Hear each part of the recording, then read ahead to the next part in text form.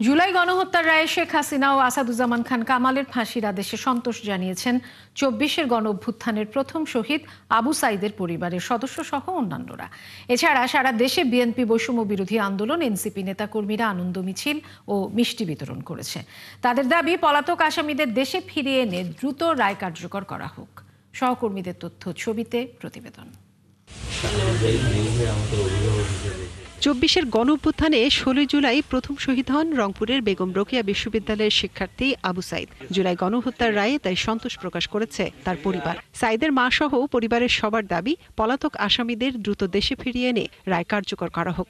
রায় ঘোষণা করলেই হবে না, হাসিনাকে বাংলার মাটিতে এনে এই রায় কার্যকর করতে হবে। তাহলে হয়তো আমাদের শহীদ ভাইয়েরা এবং শহীদ পরিবারগুলো তাদের আত্মা কিছুটা হলেও শান্তি পাবে। শেখ হাসিনার ফাঁসির আদেশে খুশি হয়েছেন সাভারের শহীদ শ্রাবণ গাজীর পরিবার।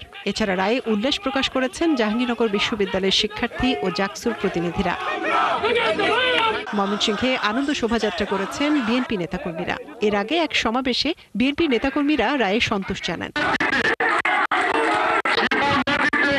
চট্টগ্রামে আনন্দ মিছিল, মিষ্টি বিতরণ করেছে জাতীয় এনসিপি সহ তাদের অঙ্গ সংগঠনগুলো। এ সময় এনসিপি নেতারা রায় দ্রুত কার্যকরের দাবি জানান।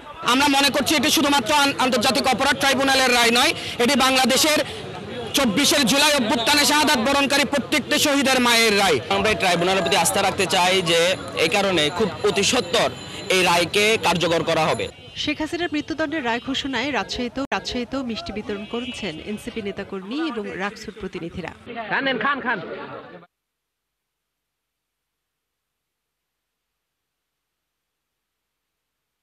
শেখ হাসিনার মৃত্যুদণ্ডের রায় ঘোষণার খবর পেয়ে বগুড়ায় শহীদ পরিবার, জুলাই যোদ্ধাদের নিয়ে আনন্দ মিছিল করেছে ছাত্রদল। খুনি হাসিনাকে আসলে একবার ফাঁসি দিয়ে তো আমাদের মন শান্ত করা সম্ভব না, তারপরেও যে রায়টা হয়েছে আমরা খুশি। যে ইন্টারিম সরকার, আমরা দেখলাম যে রায় ঘোষণার প্রায় ২ বছর পরে তার ফাঁসি কার্যকর দিল, এটা আরো অনেক আগে দেওয়ার দরকার ছিল।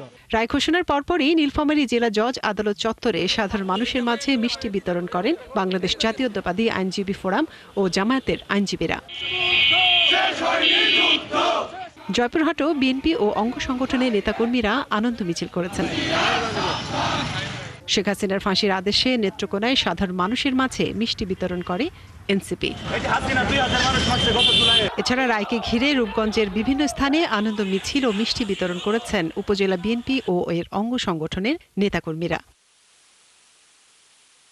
মনিরা কাজুরি, ৭১।